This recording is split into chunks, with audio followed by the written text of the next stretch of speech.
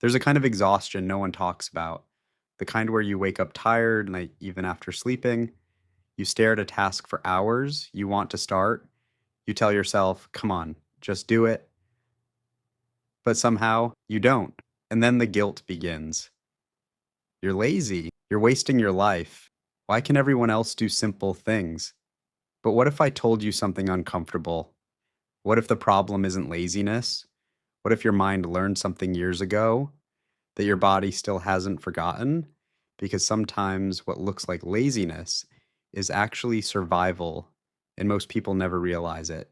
Imagine this: you sit down to answer one important email, just one, but instead you suddenly feel tired. You scroll for a minute, then another. You tell yourself you'll do it later. Later becomes tomorrow. Tomorrow becomes guilt, and now the email feels 10 times heavier than before, so you avoid it even more. Sound familiar? Or maybe it's your room. You know you should clean it. You hate the mess. Every time you walk in, it quietly stresses you out. But somehow, you still can't start. And the weirdest part, you care. You actually care a lot. That's the confusing part. Lazy people usually don't care. But you overthink it. You feel guilty about it. You replay it in your head at night. So, why does doing small things feel emotionally heavy? Here's where it gets deeper.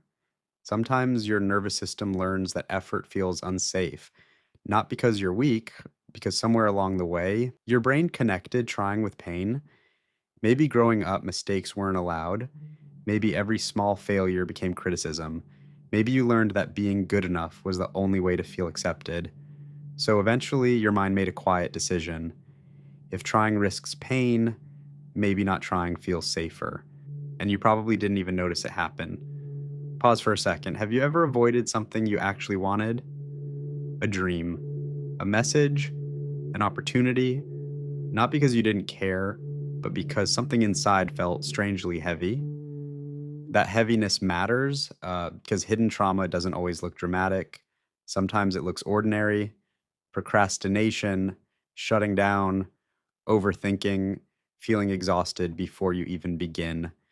People think trauma always looks obvious, but sometimes trauma looks like someone staring at their laptop for 3 hours, unable to press send.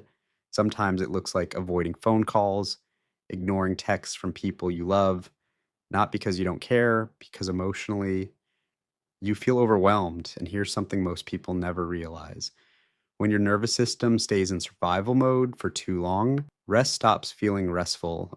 Productivity feels threatening. Even simple tasks can feel strangely impossible. Your brain isn't asking, how do I succeed? It's quietly asking, how do I stay safe? And that changes everything. Pause for a moment. What if you stopped asking, why am I so lazy? And started asking, what happened to me that made life feel this heavy? That question changes everything because blame keeps people stuck. Understanding helps people heal. Now, this doesn't mean every struggle comes from trauma. Sometimes you're tired, burned out, overwhelmed, human. But if laziness always comes with guilt, fear, or emotional heaviness, maybe your story goes deeper than motivation. Maybe you don't need harsher discipline. Maybe you need compassion and no. Compassion doesn't mean giving up. It means understanding the wound before punishing yourself for bleeding, because healing starts the moment you stop calling yourself broken and start getting curious about your pain. So the next time you can't start, um, the next time guilt starts whispering that you're lazy, pause. Ask yourself one quiet question: am I avoiding this because I don't care, or because some part of me is still trying to survive? You might be surprised by the answer.